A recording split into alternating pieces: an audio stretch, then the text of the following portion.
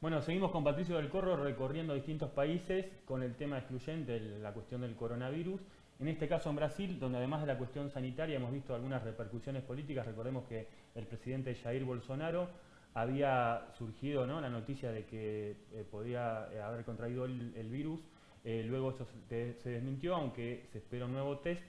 Lo que sucedió fue que el presidente... Una polémica. Una polémica, claro. El presidente, a pesar de la situación, de la preocupación social y de algunas medidas que se estaban tomando en algunos estados, el presidente participó de un acto masivo que Así se hizo es. en Brasilia, ¿no? Recordemos que en Brasil hay una tensión política entre el presidente Y el y el Congreso. Congreso, exactamente. Bueno, Bolsonaro estuvo ahí, habló de una neurosis colectiva hace algunas horas con la CNN Brasil, pero además está habiendo repercusiones económicas. La bolsa de San Paulo cayó en los últimos días, tuvo que suspender sus actividades. Y bueno, en ese marco nosotros queremos saber, particularmente, obviamente, Brasil es el país más grande de Latinoamérica y estamos siguiendo a ver qué está ¿Qué sucediendo. repercusiones hay? Sí. ¿Qué repercusiones hay? Así que estamos en contacto con un corresponsal de Izquierda Diario, Tiago Flamé, desde San Pablo, con el que nos va a contar un poco qué es lo que está pasando, la situación más general del coronavirus y en particular las repercusiones políticas. Buenos días, mucho gusto estar acá hablando con ustedes. Acá en Brasil, hoy tendríamos confirmados Arriba y el 200 casos, Perdón. la mayoría de ellos en la provincia de San Pablo y algunos más en Río de Janeiro, pero en todas las provincias ya se confirmaron casos o sospechas. En este momento, en San Pablo y Río ya estamos en la fase de la transmisión que se dice comunitaria, que ya no se puede más localizar, ubicar origen de la contaminación. Entonces se prevé que para los próximos días la expansión va a ser geométrica. Anteayer ya eran 123 casos, ayer 200, y se puede duplicar en 2-3 días. Entonces, semana que viene ya son miles de casos. Esto hablando de los casos confirmados. Hasta ahora el gobierno de Bolsonaro no ha tomado en serio la amenaza que significa la pandemia y el coronavirus. Entonces, el gobierno sigue en una postura de negación de la amenaza. Incluso varios integrantes de su comitiva que recién visitó a Estados Unidos se contaminaron con el coronavirus y el propio presidente estaba en cuarentena, pero ayer domingo en las marchas que se realizaron, lo mismo quebró su cuarentena y salió a saludar y darse las manos a los manifestantes que apoyaban al gobierno. El Ministerio de la Salud y los gobiernos estaduales de San Pablo y Río están tomando medidas más fuertes. Las medidas sanitarias todavía son muy pocas. Cuarentena para los casos confirmados en sospecha y para los que llegan de viaje de los países en que existe la pandemia confirmada. Hoy lunes empiezan el cierre de clases en las universidades y las escuelas, en San Pablo, en Río, en Distrito Federal y otras provincias más también se empieza con las medidas de cierre de clases. Todavía estamos en este momento. Bueno, escuchábamos a Tiago que nos contaba un primer panorama sobre la situación en Brasil. Exacto. Como sabemos, o probablemente también viene saliendo mucho a la luz, Brasil es uno de los países más desiguales del continente. De hecho, hay notas recientes que también se pueden buscar en Izquierda Diario, de donde Tiago es corresponsal, donde hablan que, por ejemplo, un trabajador que gana la mínima tiene que trabajar 19 años para ganar lo que gana en un mes los sectores más ricos de Brasil.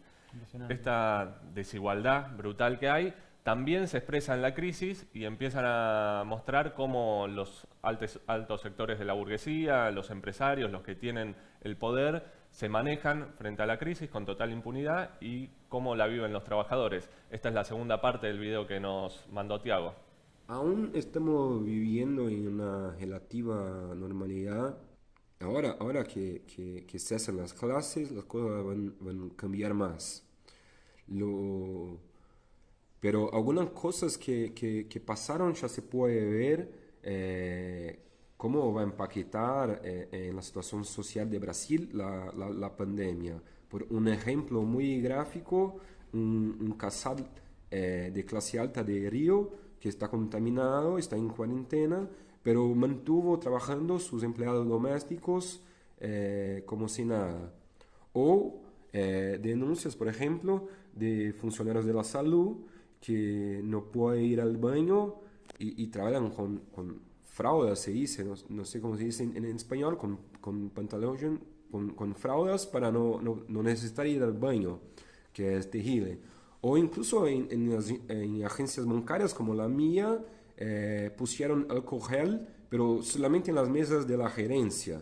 Entonces, que las fuertes contradicciones sociales de Brasil van a salir con todo a la escena recién empiece la situación a se poner más grave, lo que pasará en los próximos días y semanas. Ahora empieza el drama de las familias que no tienen con quién dejar sus hijos, que no habrá más clases. Y en este marco siguen también las disputas entre Bolsonaro y el Congreso. Ayer, como dice, se realizaron marchas convocadas por el gobierno que pedían, entre otras cosas, el cierre del propio Congreso y del Supremo Tribunal Federal. Así que la situación sigue muy tensa y hay una disputa también entre los ministerios de la salud y el Congreso para quién da la mejor respuesta a la crisis sanitaria. Pero el gobierno no coordena los esfuerzos porque siquiera considera que exista la posibilidad de una crisis. Entonces la situación así, las cosas, si siguen así, van a se poner más grave todavía y se queda un desafío para las organizaciones obreras y populares que movilizar la población para exigir soluciones efectivas, como dice, poner plata en el sistema de salud, confiscación de las camas de los hospitales particulares, medidas elementares como la distribución gratuita de alcohol y máscaras. Si no lo exigimos nosotros y nos organizamos para tal, creo que el gobierno no lo hará y lo que harán los gobiernos provinciales será muy poco.